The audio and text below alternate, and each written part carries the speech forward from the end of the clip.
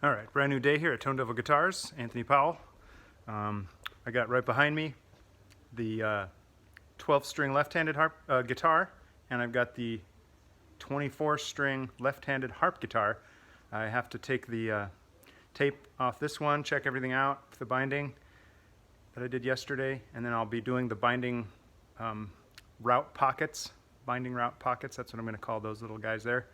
And then also, I got Dave's harp guitar behind me that we got the fingerboard glued on yesterday. This one will be ready for finish sanding pretty soon. I see that Dave spent a little time last night with this piece of maple. We're going to try to fit that on that chest bevel area. So we'll see how that goes. It looks like he also has a classical, the flamenco guitar back there for me to do some finish sanding on. So stay tuned for all of that work.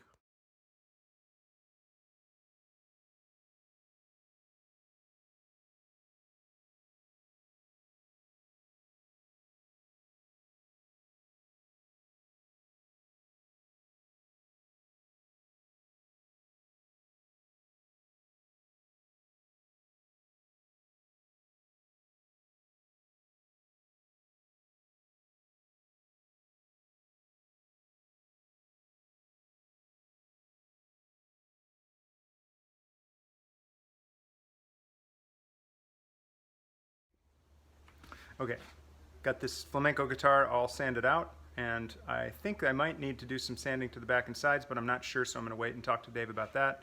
Also, the binding job on this 12-stringer, it was turned out really good, except there's one little spot right here that had a little bit of a separation. I think I'm going to heat that up and clamp it back together so it closes that gap a little bit. I think we need to spray it 2 or 3 more times on the top and just get it super level and nice, just nice clean coats on there. And then that last coat I'll spray, it'll just be glossy. We won't sand it yet, then we'll sand the body. And then I can spray 1 more coat of satin on the back, and then the overspray that gets on the top, you can just sand off when you do the leveling and finish sanding on the top, and that'll be it.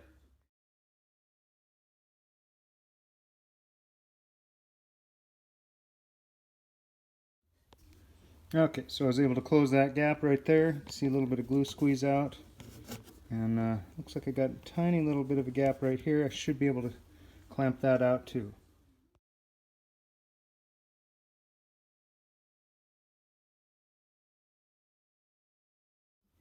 Okay, looks like I got 3 clamps on this area, and I was able to get all those gaps closed up real nicely. The binding just a little bit proud here. So that must be the reason. It's a little bit thicker than normal binding, so sometimes it's a little harder to get the binding to fit right in there. But that was the only trouble area. The rest of this binding looks really nice. It's seamless all the way around the top, and also all the way around the rim. So turned out real nice.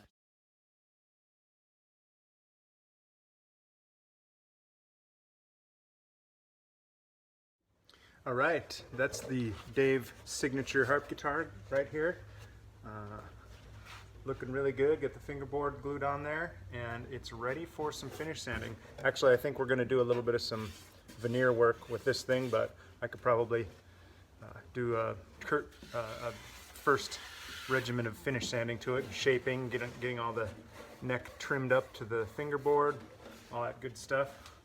So she's looking really nice. This harp guitar is really close to being done. It's like 95%, so we're excited about that. All right, Dave, what you got going there? You got a piece of maple sort of bent as a trial for this arm bevel. Yeah, I bent this piece, but I guess you're saying it's a little too thick because we have to sort of really clamp it hard to conform it into this. Yeah, there's a lot of curves in there. It's a large area, and it's going to be difficult to clamp. So maybe getting a piece of that maple that's thinner. We need all the help we can get. All right, I've got this 24-string harp guitar all set up to do these binding notches right there and right there. So should be all good to go with that.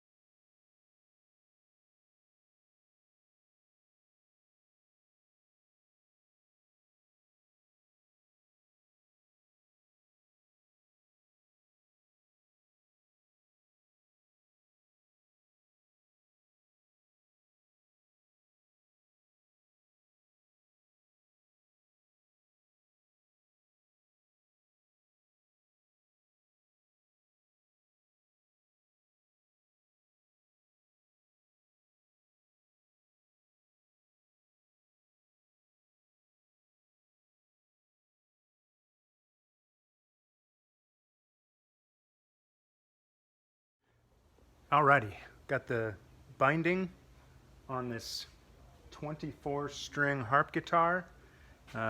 Dave's harp guitar is getting a little bevel veneer made for it, and the flamenco guitar got a couple coats sprayed of glossy on it, and it needs to be roughed up a little bit. So cruising around. What do we got going on here now?